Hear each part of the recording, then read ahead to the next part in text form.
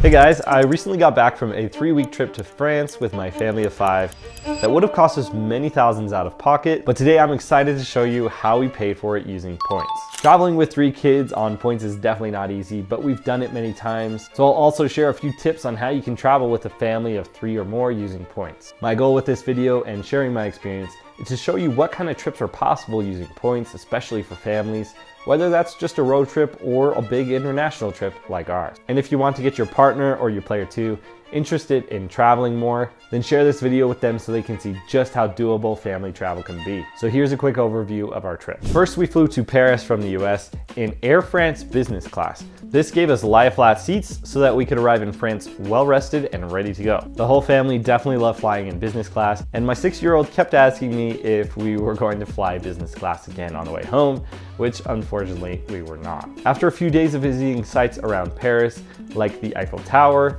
Louvre Museum, Luxembourg Gardens, and Notre Dame Cathedral, we rented a car and traveled all over the country. We stayed in the Loire Valley at a property paid for using points, which I'll tell you about later, and visited some amazing chateaus, Leonardo da Vinci's final home, Joan of Arc sites, and some of the most beautiful gardens in France. We also traveled further south into the country to visit the medieval town of Sarlat and explore castles, and we traveled north to visit World War II history sites like Omaha Beach and the American Cemetery. We visited the most stunning structure I've ever seen in my life, the Island Castle Church of Mont Saint-Michel, which is a must-see if you ever visit France. Since we were so close to England at this point, I wanted to also revisit my all-time favorite hotel that I've ever paid for using points, so we took a 6-hour ferry ride across the English Channel and stayed at some beautiful properties that I'll share later. And we visited Roman baths, explored Stonehenge in the beautiful English countryside, which coincidentally was during the time that it got vandalized, so that was definitely eventful. We even saw the protesters get taken away by the police, and it was a crazy day. I could talk a lot about traveling in France and England and my trip in general, but since I want to keep this video focused on the points side of this trip,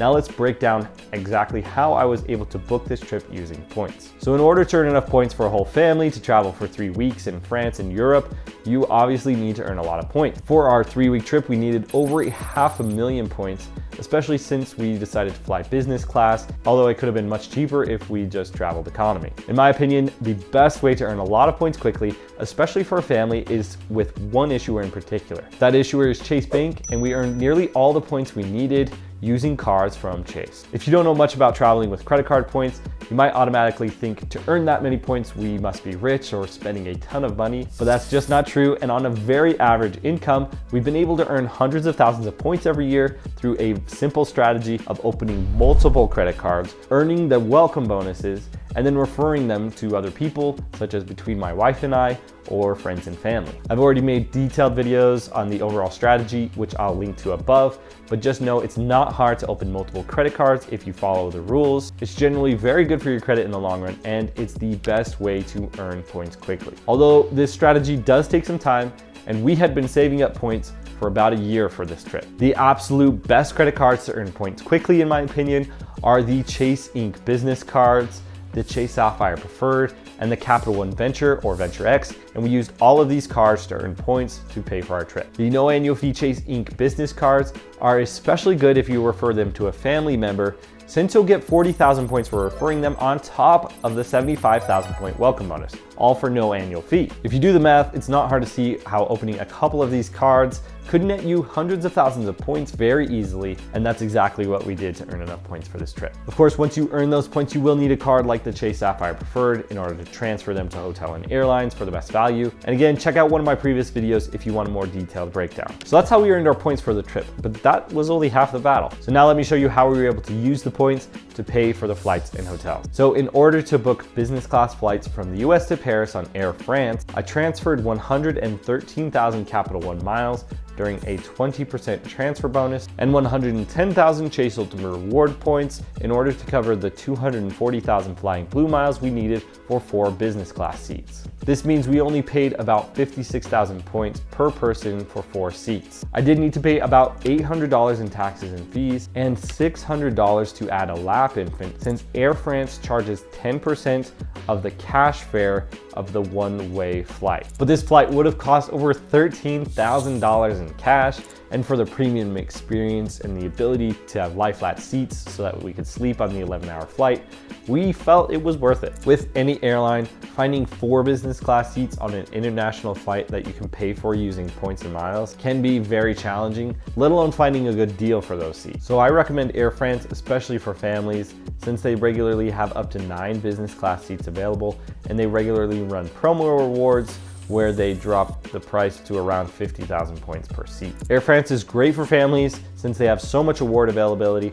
and kids aged 2 to 11 get a 25% discount on award flights. So business flights for kids could cost as little as 37,500 miles. Just keep in mind you do have to pay cash for lap infants, which is not the case for many other airlines. And don't wait too long to book your lap infant like I did, because as time goes on, the price often goes up, and I paid about $200 more than I needed to since I waited for a few months to book our 1-year-old lap infant. As a side note, I did need to take a positioning flight from our home airport to Minneapolis Airport, where our Air France flight departed from. And this can be a good way to save on miles if you find a good deal at a different airport like we did. We flew Southwest, which is another good airline for families traveling on points. And I was even able to use my Southwest Companion Pass to get my wife's flight covered for free. For the flights home, I booked 5 seats on Virgin Atlantic in economy, which only costed us 25,000 points per person. Virgin Atlantic has pretty high surcharges, and we ended up paying about $1,000, which is a lot. But the cash price for the 5 seats we booked was over 7,000 British pounds. So we definitely still got a good deal, especially since it was a direct flight to our home airport. So for the flights alone, we paid about 348,000 points in total,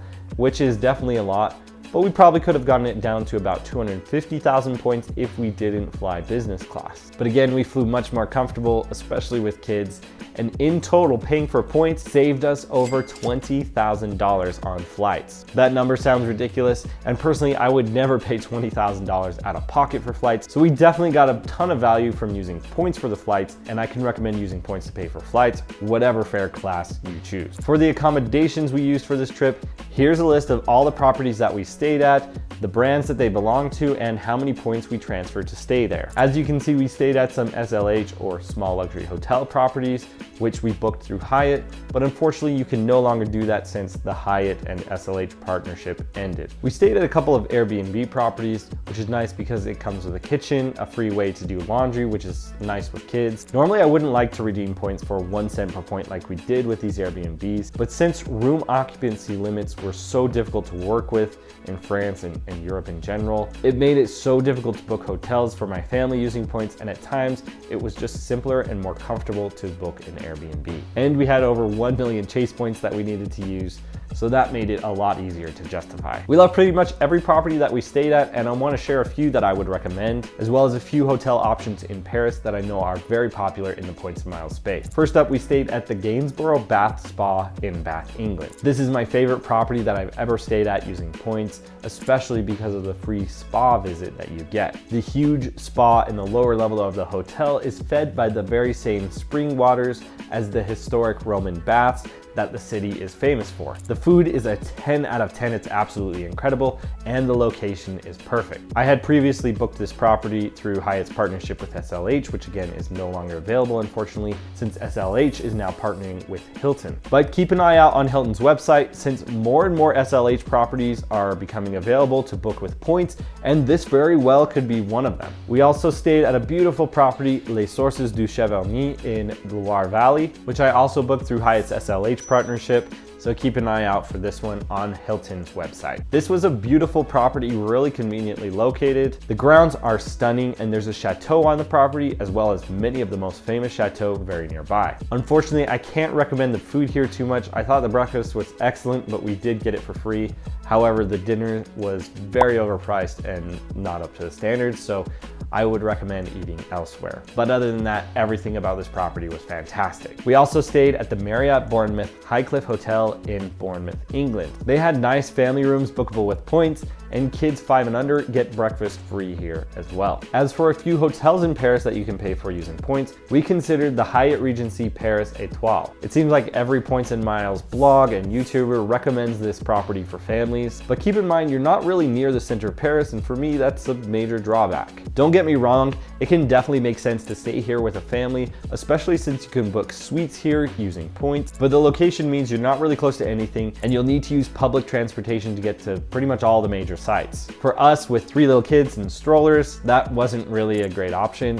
But if you're not traveling with little kids, then that might not be such a big deal. Another Paris hotel option is the Park Hyatt Vendôme. This will cost around 40,000 Hyatt points per night, which is a lot, but it's probably one of the nicest, most famous Hyatt properties in the world.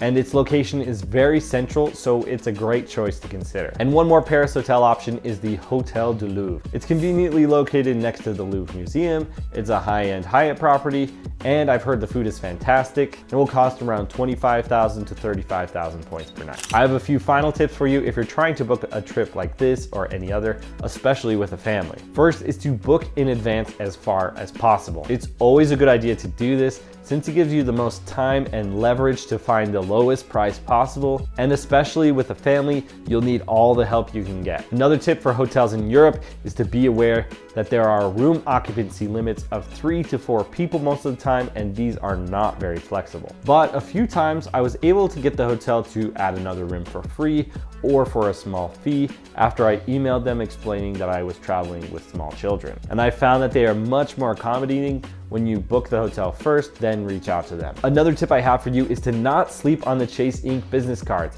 Even if you don't think you have a business, you can probably qualify because there's just no better way to earn hotel and airline miles quickly, especially if you involve your spouse as a player too and you refer cards to each other. There's a really good 120,000 point offer happening now on one of the Inc. cards, as well as some 75,000 point offers that I like. And also the Capital One Venture has a very interesting $1,000 welcome offer, which I will link to all of those in the description below. And my last tip is to use a hotel award availability tool to save time when you're looking at dates for a property, especially if it's with Hyatt. Hyatt's website in particular can take a lot of time to find available nights, especially if you're booking at a popular property. And I really like Max My Point to solve that, which I'll link to down in the description. It lets you view a calendar of an entire property's availability, which is really useful, and it saved me a lot of time. By the way, my next video will be all about tips and tricks for traveling with families on points, so be sure to subscribe if you want to see that. But that's it for this video, guys. Thank you so much for watching, and I'll see you next time.